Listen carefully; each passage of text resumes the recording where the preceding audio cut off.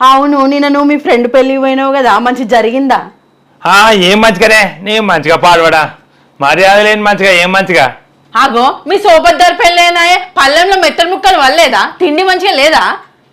తిండి మంచిగానే ఉన్నది కానీ మర్యాద లేదు. మర్యాద లేని తిండి ఏం తిండి? ఏం మర్యాద? నీకేం మర్యాద తక్కువ చేసిండ్రు? నువ్వు నమస్తే అంటే కూడా తిరిగి నమస్తే పెట్టలేదా? అది కాదే, పోయే వరకే పెళ్ళి అయిపోయింది. ఇక అందరు ఫోటోలు దిగుతారు, దబదబా లైన్ కట్టి నేను ఫోటోలు దిగినా. 50 మంది అవతలు ఉండే, ఇక ఫోటోలు దిగినాక ఇక పోయి అన్నం కాడ లైన్ కట్టినా. అన్నం కాడ లైన్ కట్టిన వల్ల 100 మంది అక్కడే నిలబడ్డారు. ఇక 100 మంది నా వంత వచ్చే వరకు గంట పట్టింది. ఇక అక్కడ తిన్న వల్ల ఐస్ క్రీమ్ ఒక చూసిన, ఐస్ క్రీమ్ కాడ పెద్ద లైన్ ఉన్నది. అయ్యో, నేను ఎందుకు గిన్ని లైన్లు కట్టాలి, నా ఫ్రెండ్ గారు నా సోపదారేనా, వాడిని వెళ్తే అయిపోతుంది కదా అని చెప్పి వాడి దగ్గర పోయినా. అయ్యో, వాడు అంత ఆగమని చేసాడు కాదే. ఏం చేసిండు?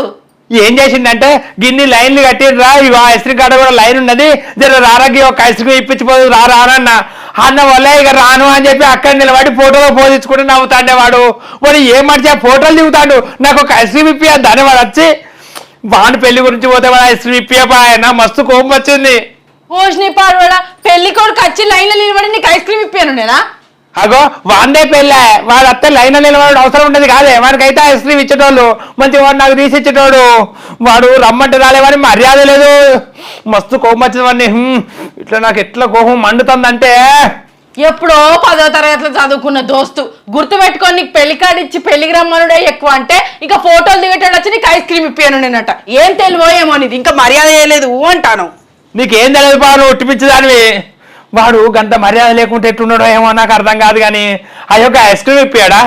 అందుకనే వాడిని చెప్పకుండానే వచ్చి నా పోతానని చెప్పనే చెప్పలే.